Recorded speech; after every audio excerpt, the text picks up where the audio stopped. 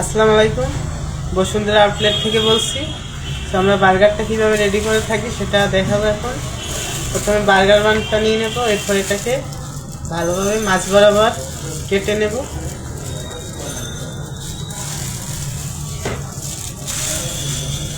এরপর আমরা বার্গার সসটা দিয়ে দেব, পরিমাণ মতন বার্গার সস দিয়ে দেব।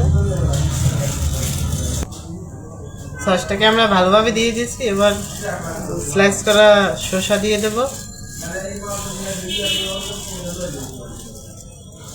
এরপর আমরা এর উপরে বার্গার পেটিটা দিয়ে দেব।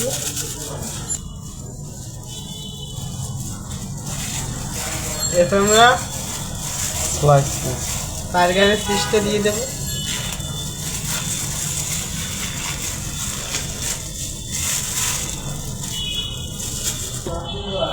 বার্গার চিজটা দিয়ে দিয়েছি। এরপর আমরা এটাকে ওভেন করতে দেব। যে আমাদের বার্গারটি পুরোপুরিভাবে রেডি হয়ে গেছে। আমরা প্রতিটা খাবারে সানফ্লাওয়ার অয়েল, ব্রাউন সুগার, আয়রনযুক্ত লবণ ব্যবহার করে থাকি।